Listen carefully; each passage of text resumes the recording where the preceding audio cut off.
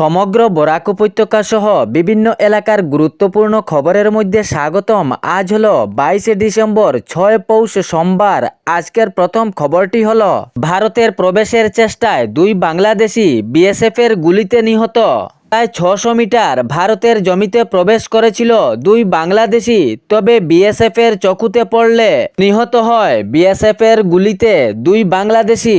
সিলেট মেঘালয় সীমান্তের পিলার 1260 এর পাশাপাশি 2 বাংলাদেশি ভারতে প্রবেশের চেষ্টা করে প্রায় 600 মিটার ভারতে প্রবেশ করেছিল, তবে বিএসএফের নজরে পড়ে ভারতের সীমান্তরক্ষী বাহিনীর গুলিতে নিহত হয় 2 বাংলাদেশি।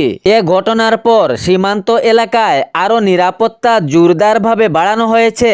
এর পরবর্তী খবরটি হলো পিএম কিষাণ যোজনার নতুন পঞ্জীকরণ। যাহাদের পিএম কিষাণ যোজনা তথা প্রধানমন্ত্রী কিষাণ যোজনার হিতাধিকারীদের মধ্যে রয়েছেন, তাহাদের এই পঞ্জীকরণ অতি আবশ্যক হয়ে পড়েছে। জেলায় জেলায় চলছে পিএম কিষাণ যোজনার নতুন পঞ্জীকরণ। যদি না করান তাহলে পিএম কিষাণ যোজনা থেকে বঞ্চিত হওয়ার সম্ভাবনা থাকবে। লাগবে 4টি নথিপত্র, তবে পঞ্জীকরণ করানো খুবই জরুরি। যদি না করান তাহলে পিএম কিষাণ যোজনার তালিকা থেকে বঞ্চিত হওয়ার সম্ভাবনা রয়েছে। জেলায় জেলায় চলছে এ নতুন পঞ্জীকরণ। লাগবে 4টি নথিপত্র। পিএম কিষাণ যোজনার নতুন পঞ্জীকরণ করাতে নিজ নিজ গাঁও পঞ্চায়েতের সাথে যোগাযোগ করবেন এবং 4টি নথিপত্রের দরকার, যেমন Aadhaar card, PAN card, mobile number এবং মাটির নথি। যদি আপনি পিএম কিষাণ যোজনার তালিকায় অন্তর্ভুক্ত রয়েছেন তাহলে পিএম কিষাণ যোজনার নতুন পঞ্জীকরণ করা অতি আবশ্যক। জেলায় জেলায় চলছে নতুন পঞ্জীকরণ। Aadhaar card, PAN card, mobile number এবং মাটির নথি নিয়ে অতি শীঘ্রই নতুন পঞ্জীকরণ করান। এর পরবর্তী খবরটি হলো অসম সফরে এসে প্রধানমন্ত্রী নরেন্দ্র মোদী মহাশয় বক্তব্য দিলেন। অসমকে আরো শক্তিশালী করার জন্য বিজেপির আসন আরো বাড়াতে হবে, বিজেপিকে আরো শক্তিশালী করে তুলতে হবে। ভারতের প্রধানমন্ত্রী আরও জানিয়েছেন উনার বক্তব্যের মাধ্যমে, কংগ্রেস দল অনেক বছর ধরে রাজ্যের বাগানের শ্রমিকের ভূমি নিজের অধিকার দিচ্ছিল না, কিন্তু এই অধিকার বিজেপি সরকার দিয়েছে রাজ্যের চা বাগানের শ্রমিকদের। জানিয়েছেন চা শ্রমিকদের অনেক দিনের আশা, অনেক দিনের স্বপ্ন বিজেপি সরকার পূরণ করেছে। প্রসঙ্গে তিনি আরও জানিয়েছেন দেশ বিরোধী কাজ করছে কংগ্রেস দল। কংগ্রেস দলের কাজেই দেশ বিরোধী কাজে লিপ্ত হওয়া উনি বক্তব্যের মাধ্যমে প্রকাশ করেছেন। অসমের সরকারি জমিতে যে বাংলাদেশিদের জায়গায় দেওয়ার প্রচেষ্টা চালিয়েছে, তাহাদের মাধ্যমে কংগ্রেস দলের ভোট ব্যাংকের জোগাড় হয়। অবৈধ জমিতে বাংলাদেশির বসবাস, ইহাতে কংগ্রেস দলের ভূমিকা রয়েছে। কংগ্রেস দলের আশা থাকে যে অবৈধভাবে বাংলাদেশ থেকে প্রবেশ করে রাজ্যে বসতবাড়ি বানিয়েছে, তাহারাই আসল ভোট ব্যাংক কংগ্রেস দলের। এর জন্য কংগ্রেস দলরাই তাহাদেরকে জায়গা দেওয়ার প্রচেষ্টা চালায়। প্রধানমন্ত্রী উনার বক্তব্যের মাধ্যমে জানিয়েছেন কংগ্রেস দলের চিন্তাধারা নিজের স্বার্থেরই থাকে, রাজ্যের কোনো চিন্তা নেই কংগ্রেস দলের। চিন্তা তাহার আসনের, চিন্তা তাহার সরকারের কায়েমতা, কিন্তু রাজ্যে প্রকৃতভাবে যে বসবাস করে আসছে তাদের জন্য কিছু চিন্তা করে না কংগ্রেস দল। তিনি বক্তব্যের মাধ্যমে আরো প্রকাশ করেছেন রাজ্যের চিন্তাশীল মানুষ রাজ্যকে যদি বাঁচাতে চায়, রাজ্যকে আরো শক্তিশালী বানাতে চায়, তাহলে বিজেপিকে আরো শক্তিশালী করে তুলতে হবে। অসম সফরে এসে প্রধানমন্ত্রী নরেন্দ্র মোদীজি এ বক্তব্য করেন। এর পরবর্তী খবরটি হলো, যদি আপনার জব কার্ড থাকে তাহলে ইকেওয়াইসি অতি সত্ত্ব করান। যদি জব কার্ড থাকে আর ইকেওয়াইসি না করান তাহলে জব কার্ড বন্ধ হওয়ার সম্ভাবনা থাকবে। জব কার্ড হিতাধিকারীর জন্য এটি গুরুত্বপূর্ণ খবর। যদি আপনার জব কার্ড থাকে তাহলে ইকেওয়াইসি অতি শীঘ্রই করাতে হবে আপনাকে, নইলে আপনার জব কার্ড বন্ধ হওয়ার সম্ভাবনা থাকবে।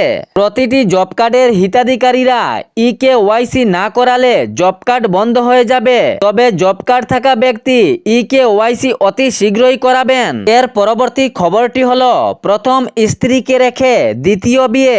আলীগঞ্জের মসজিদের ইমাম আলী আহমেদ প্রথম স্ত্রীকে স্ত্রীকে রেখে দ্বিতীয় বিয়ে করলেন অভিযোগ প্রথম স্ত্রী। এ বিষয়ে শ্রীভূমি থানায় একটি এফআইআর দায়ের করা হয়েছিল। শ্রীভূমি থানার পুলিশ বাহিনী এ বিষয়ে অভিযান চালান এবং কালীগঞ্জের মসজিদের ইমাম আলী আহমেদকে আটক করতে সক্ষম হন। প্রথম স্ত্রী হাফিজা বেগমের অভিযোগ, তাহার স্বামী তাহাকে মারধর করত এবং তাহার বাবার বাড়ি থেকে টাকা পয়সা আনারও দাবি করত। এমন যন্ত্রণা সহ্য করে তাহার স্বামীর সাথে হাফিজা বেগম থাকতেন বলে অভিযোগ করেন। কিন্তু যখন তাহার স্বামী ইমাম আলী আহমেদ প্রথম স্ত্রীকে রেখে দ্বিতীয় বিয়ে করেন, তিনি আর সহ্য করতে পারেননি, উনার সংসার ভেঙে গেল। এ বিষয়ে শ্রীভূমি থানায় তিনি এফআইআর করেছিলেন। তবে শ্রীভূমি থানার পুলিশ বাহিনী ইমাম আলী আহমেদকে আটক করেন। বহুবিবাহ নিষিদ্ধের পরও এরকম ঘটনা ঘটেছে। অসমের মুখ্যমন্ত্রী ডক্টর হিমন্ত বিশ্ব শর্মা বহুবিবাহ নিষিদ্ধ করেছেন। ভুক্তভোগী প্রথম স্ত্রী হাফিজা বেগম অসমের মুখ্যমন্ত্রী ডক্টর হিমন্ত বিশ্ব শর্মার কাছে দৃষ্টি আকর্ষণের চেষ্টা চালিয়েছেন এবং প্রশাসনের কাছে ন্যায় বিচারেরও দাবি করেছেন।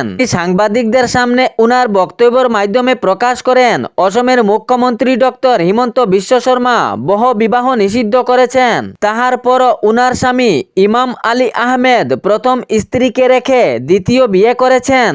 প্রথম স্ত্রীর সাথে বিবাহে জড়িত সংসার চালাচ্ছেন, কিন্তু তাহার পরও দ্বিতীয় বিয়ে।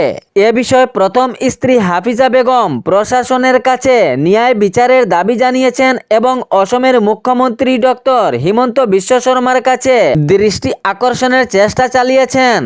এর পরবর্তী খবরটি হলো বাংলাদেশে উত্তপ্ত পরিস্থিতি। বাংলাদেশে দীপু চন্দ্র দাসকে যে হত্যা করা হয়েছিল, এ ঘিরে বরাক উপত্যকার বিভিন্ন এলাকায় প্রতিবাদ মিছিল, কাছাড়ের বিভিন্ন এলাকায় প্রতিবাদ মিছিল, করিমগঞ্জ তথা শ্রীভূমি জেলাতে বিভিন্ন এলাকায় প্রতিবাদ মিছিল। বাংলাদেশের হিন্দু যুবক হত্যাকাণ্ডে হাইলাকান্দিরও বিভিন্ন এলাকায় প্রতিবাদ মিছিল করা হয় এবং ইউনূস সরকারের কুশপুতুল দাহ করা হয়। বিভিন্ন স্লোগানে প্রতিবাদ মিছিল। বাংলাদেশে সংখ্যালঘুদের উপর নির্যাতন চলবে না, এ বিষয়ে বরাকের বিভিন্ন প্রান্তে উত্তপ্ত পরিস্থিতি। এ বিষয়ে ন্যায় বিচারের দাবিতে বরাক উপত্যকার বিভিন্ন এলাকায় বিভিন্ন স্লোগানে উত্তাল হয়ে পড়ে। বাংলাদেশে দীপু চন্দ্র দাসকে যে হত্যা করা হয়েছিল, এ ঘিরে বরাক উপত্যকার বিভিন্ন এলাকায় প্রতিবাদ। বাংলাদেশের হিন্দু যুবক হত্যাকাণ্ডে হাইলাকান্দিরও বিভিন্ন এলাকায় প্রতিবাদ মিছিল করা হয় এবং ইউনূস সরকারের কুশপুতুল দাহ করা হয়। এ বিষয়ে বরাকের বিভিন্ন প্রান্তে উত্তপ্ত পরিস্থিতি। ন্যায় বিচারের দাবিতে বরাক উপত্যকার বিভিন্ন এলাকায় বিভিন্ন স্লোগানে উত্তাল হয়ে পড়ে। এ ছিল বরাক উপত্যকা সহ বিভিন্ন এলাকার গুরুত্বপূর্ণ খবর। এরকম নিত্য নতুন খবর পাওয়ার জন্য চ্যানেলটি সাবস্ক্রাইব করে রাখবেন এবং ভিডিওটি লাইক করে শেয়ার করতে ভুলবেন না, যাতে সঠিক সংবাদগুলো অন্যজনের কাছে পৌঁছায়। ধন্যবাদ।